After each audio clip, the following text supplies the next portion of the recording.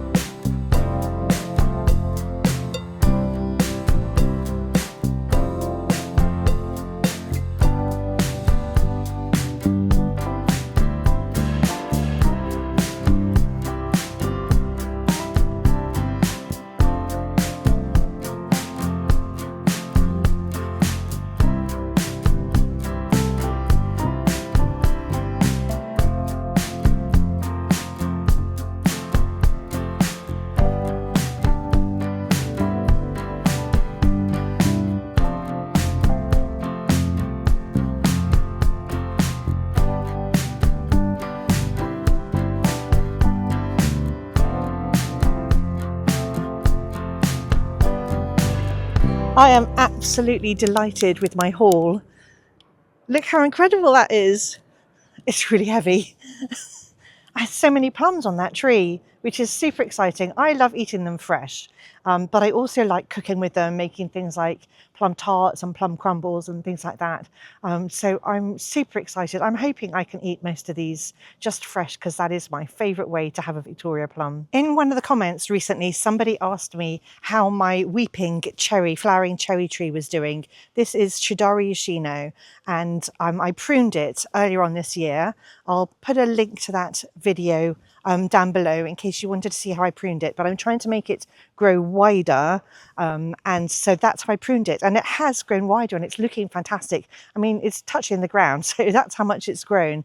Let me turn the screen around and show you. So my aim with this tree is to get it to grow really wide, and you do that by pruning to an upwards arching branch. So I'll try and show you where I pruned to and how it's grown from there, because it really has worked and I'm super excited about how this is going to look in the future. So if we look here, I chopped off a branch there and left this one growing, and it's arching upwards, and this one is arching upwards, and so we just keep pruning to the upward arching branches, and that will make the tree just grow wider and wider each year. So it's got this really lovely arching habit. So this is one branch, and then all of these are falling off that one branch. It's so graceful, absolutely stunning.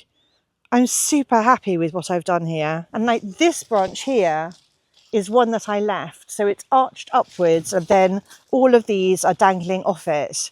So I've chopped off anything that wasn't arching in this upward manner. And I underplanted it all with gypsophila, which has flowered now, so we can't see it, but actually they were quite tall and fluffy and just exactly what I wanted, but they've gone over and I didn't deadhead them, so they haven't reflowered. I love to grow things from seed, and today I'm sowing some seed. So today I'm sowing some more Hesperus. I have got hold of some of the white seed and I sowed some of those in a video, I think 2 weeks ago, maybe 3 weeks ago, beginning of August. And I'm going to sow the white ones today because I didn't have any at the time. And then I'm also going to be sowing some Aquilegia or Columbine or Granny's Bonnet and some Achillea or Yarrow.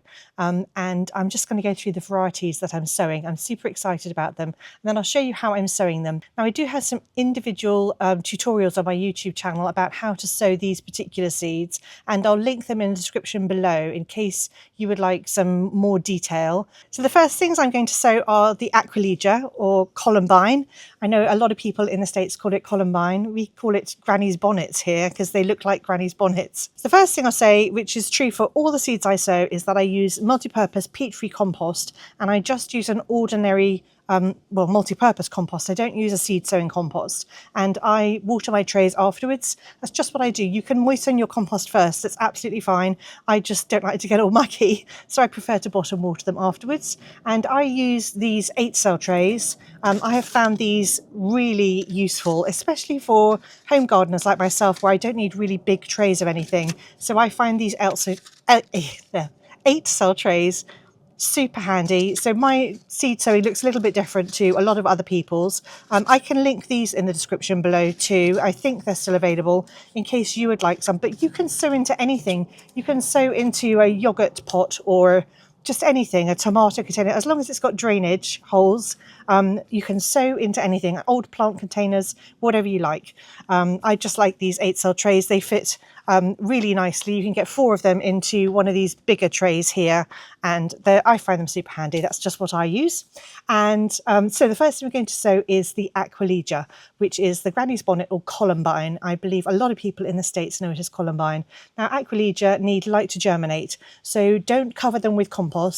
And you could use a bit of vermiculite if you like. Vermiculite is, well, I'll show you afterwards. I will probably cover mine with a little bit of vermiculite because it helps to keep the moisture in the compost, and it helps to make sure the seeds have got good contact with that compost. So I do often cover my seed trays with vermiculite, and the vermiculite will let light through, which is the other advantage. Aquilegia, Columbine, they will germinate well between 15 and 21 degrees centigrade.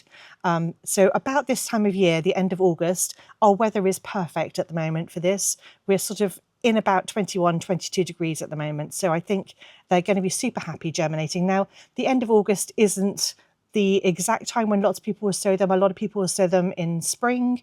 A lot of people will sow them in the autumn. I'm doing mine now. With perennials, hardy perennials, so plants that come back every year, you can kind of sow them year round as long as you can provide them with the right amount of light and the right amount of the right temperature. If you can provide them with those, then they'll germinate. The thing about Aquilegia though, or Columbine, is that they could take between 1 and 3 months to germinate, and they are erratic. So don't bin your trays if you haven't seen germination. You might need to do something called cold stratifying, which is where you give them a period of very cold weather and then bring them back out into the warmth. And I can explain a bit more about how to do that in another video if you like, but hopefully we're not going to need cold stratification. Maybe the winter will just produce the right conditions for us if our seeds don't germinate in the next 1 to 3 months. So the great thing about Aquilegia is they're going to flower from May through to about July.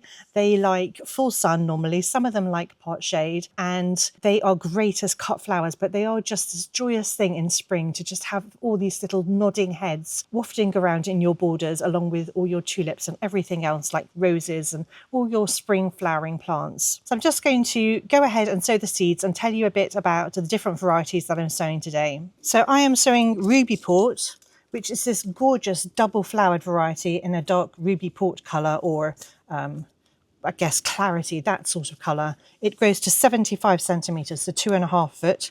I'm also sowing one called Crystal. Now Crystal is a gorgeous pure white one with really long spurs. That one's going to grow to 60 centimetres or 2 foot. And then I'm sowing one called Rose Queen, which again will grow to 60 centimetres or 2 foot. And it's got really large blooms with this intensely dark rosy colour to the petals and the spurs. And then the centre corolla is white. They're great as cut flowers. Then I'm sowing Canadensis, which is native to Canada and the States, the USA. It's a really eye-catching scarlet and lemon yellow colour. Some of my seeds are really old, and so I am going to be sowing those quite thickly, putting more than one in a cell, and other seeds that aren't as old, I will just sow 1 or 2 into each cell. And the reason that I do that is because with a lot of seeds, as they age, the viability of the seed decreases. So these, this one here, the Ruby Port, is quite a new seed. So I'm just going to put 1 or 2 into each cell. With these seeds, the Cristal, they're from like 2021, so they're 4 years old. So I'm definitely going to sow them quite thickly. I'll drop 3 or 4 into each cell in the hope that at least one germinates.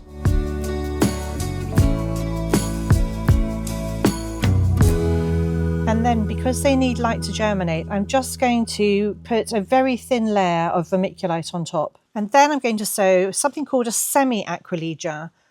This one is called Aquilegia, and semi-Aquilegias are the same as an Aquilegia, but they don't tend to have the spurs on the back of them. So they look very similar in that they're still a sort of one of those hanging bonnety kind of flowers. This Aquilegia is going to grow to about 30 centimetres, so only 1 foot. Then I'm growing one that I've called Cottoverdi. It's not a named variety, but it's one that I found in my garden and I can't find it anywhere online. Like I've looked online, that's the most research I've done, but it's so pretty because it's got like purple and white stripes. It's absolutely gorgeous. I really, really loved it. And I'm trying to grow from seed some more of it, but I don't know whether that's going to be possible because I think, you know, the Aquilegia, this was grown in a bed with loads of other Aquilegia, and so it probably isn't self-pollinated. It's probably been pollinated by other Aquilegia. So I don't know whether it's going to come true. It probably isn't, but I'm going to try to see whether any of them come true. And I did sow some of these seeds last year, and I've got, I think, 3 or 4 plants in my nursery waiting to be planted out in the autumn. And hopefully I'll get flowers from them next year, and then I'll be able to see whether or not any of them are stripy. And then the final thing that I'm going to plant in these 2 containers here is the white sweet rocket. I absolutely love white sweet rocket, Hesperus. Hopefully I'll have lots of nice plants to put out in my garden in the autumn. These seeds are quite easy to sow individually if you want to, but I don't mind if I get more than 16 plants. And they're really easy to separate once they germinate. And the ones that I sowed back in August have germinated, and I'll show you those in a second actually. Some germinated before others, but they're all pretty much germinating now, sort of 2 to 3 weeks later, which is about the time frame for Hesperus. And a Hesperus is super hardy, so as soon as it's germinated and grown into nice plants, I'll be able to leave it outside in the winter, which is another reason why I like these separate trays, because I can just take these out and leave the Aquilegia for 3 months. I'll be able to just remove these when they germinate, so they don't all have to stay in here, which I would have that problem if I'd sown them in one big tray. So again, with the Aquilegia, I'm going to just cover it in vermiculite. I really don't feel like the Hesperus needs it because it germinates quite fast.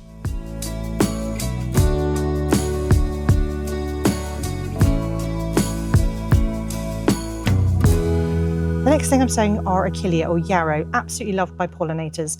These also need light to germinate. I'm sowing 2 Achillea tarmica. One is called Double Diamond, the other one is called the Pearl, and these need between 18 and 22 degrees to germinate, and they should germinate in 1 to 2 weeks. They need to be kept moist but not wet, and they do prefer a more moist soil than other varieties of Achillea, and they can cope with part shade as well. So Double Diamond will grow to 75 centimetres tall, that's 2.5 foot. I'm sowing slightly more heavily because these seeds again are from 2021, but I do find that I don't normally have trouble getting the Achillea or Yarrow to germinate. And the next variety I'm sowing is the Pearl, and that is very similar. It grows to the same height. It's also a cultivated form of the tarmica, And these are also quite old seeds, January 21. Now these are absolutely brilliant for bouquets, and they look wonderful in a border, but they're also really good for bouquets. Then I'm sowing one variety of the millefolium. Now millefolium needs 18 to 25 degrees to germinate, and they should germinate a bit faster in like 5 to 10 days. And the variety that I've chosen is called Flowerburst Lilac Shades, and I don't think you can find this one anymore. It's a blend of lilac, rose and pink, from, you know, dark to light shades. And this is more old seed. I think this is going to be the end of my packet. The last Achillea I'm sowing today is an Alpina, and it's called Love Parade. It's got large flowers and they're kind of a soft pink with yellow stamens. They look fantastic, but they have got unique bright green foliage. It's kind of fern-like, almost leathery, and these need between 15 and 20 degrees to germinate. So with the Achillea or Yarrow, they should all germinate quite quickly, and I should have fairly decent sized, hopefully 9 centimetre sized pots to be able to plant out towards the end of autumn, the beginning of winter, and then they can just overwinter in the borders as normal hardy perennials. So I am again going to put a very light sprinkling of vermiculite to keep these little seeds in contact with the soil, because these are really light sort of papery seeds. They're not heavy, and I want to make sure that they stay moist. Don't cover too thickly though, because they really do need light to germinate. So as promised, I just want to show you what the sweet rocket looks like that I planted just over 2 weeks ago. I'll show you how many have germinated. So they are going to take between probably 2 weeks, 3 weeks, up to a month to germinate. So don't panic. Always patience is always required with these things. I'm going to show you what they look like. I sowed 2 trays of very, very pale lavender, and I sowed 2 trays of a lilac mix. So the very, very pale lavender came up first. You can see that one germinated a few days ago. The others are just slightly bigger, but all of these are germinating. I think I put 1 seed into each cell, so I'm only expecting 1 seed to germinate. But that's it for today. I really hope you've had fun with me as I potted around in the garden. Thank you so much for watching, and I'll see you all next time.